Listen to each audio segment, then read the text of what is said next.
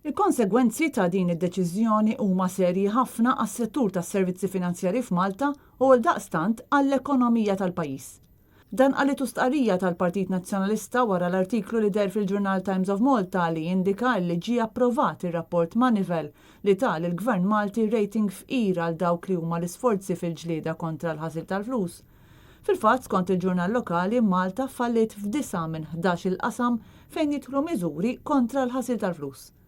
Ir-rapport ta' skrutinju sar mill-Kumitat ta' Esperti u Evalwazzjoni ta' Meżuri kontra l-ħasil tal-flus magħruf aħjar bħala l-Manivel. Dan il-Kumitat huwa responsabbli għall-iskrutinju tal-proċessi użati għal ġlieda kontra l-ħasil tal-flus f'47 membri stati tal-Kunsill tal-Ewropa u jirrapporta direttament lill-Kumitat tal-Ministri tal-Kunsill tal-Ewropa. Il-Kumitat ilu jistudja l-proċessi użati f'Malta sa mill-bidu tal-2018. L-istqarrija tal-Partit Nazzjonalista tajt li pajjiżna issa għandu sena ċans biex isewwi n-nuqqasijiet li ġew identifikati mill-Kumitat tal-Esperti jew inkella jirriskja li jiġi blacklisted.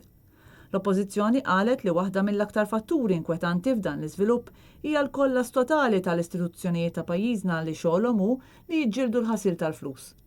F'ġieħi trasparenza l-Partit Nazzjonalista qed jitlob lill-Gvern jippubblika rapport sħiħ approvat mill-Kunsill tal-Ewropa kif ukoll ir-rapporti tal-esperti dwar dak li għandu jagħmel pajjiżna fix-xhur li ġejjin, kif ukoll roadmap li turi kif u meta se jiġu implementati dawn ir-rakkomandazzjonijiet. Mario De Marco kellim tal-Oppożizzjoni dwar il-finanzi u Kristi De Bono kellim għall-ekonomija u s-settur finanzjarju li ffirmaw din l-istqarrija qalu li dan l-iżvilupp huwa konferm oħra tar-rekord tal-mistħija tal-Ministru Edward Cicluna.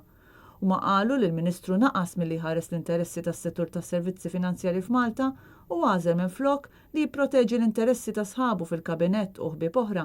Il-falliment tal-Ministru tajt l-istqarrija se jħalli effetti li se jinħassu minn dawk kollha li l-għejxin tagħhom jiddependi direttament jew indirettament mis-settur finanzjarju ta' pajjiżna.